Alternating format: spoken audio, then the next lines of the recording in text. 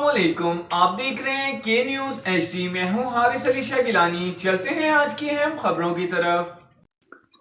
رخ کریں گے عارف والا کا 21 نومبر سے 25 نومبر تک انسداد پولیو کمپین کی۔ D D H O doctor Usman Masood, assistant superintendent vaccination Abdul Rashid کی زیر صدارت یو پیک میٹنگ کا انعقاد تحصیل ہیڈ کوارٹر اسپتال عارف والا میں کیا گیا۔ علاقے کی سیاسی اور سماجی شخصیات، میڈیا نمائندگان نے شرکت کی۔ مزید جانتے ہیں ہمارے نمائندے مرزا فہد علی سے۔ ملک بھر کی طرح عارف والا میں بھی پولیو مہم کے حوالے سے یو پیک میٹنگ کا انعقاد کیا گیا۔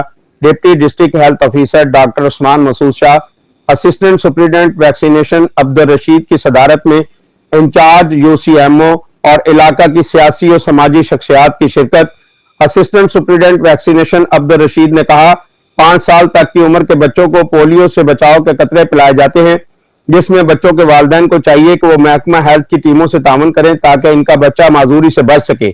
محکمہ ہیلتھ کی ٹیمیں 21 نومبر سے 25 نومبر تک تحصیل کے مختلف مقامات کے علاوہ بس اسٹاپ پر موجود ہوں گی اور گھر گھر جا کر بھی 5 سال سے کم عمر کے بچوں کو پولیو سے بچاؤ کے قطرے پلائے جائیں گے۔ تحصیل عارف والا ڈسٹرکٹ پاکپتن کو پولیو فری کا اعزاز حاصل ہے۔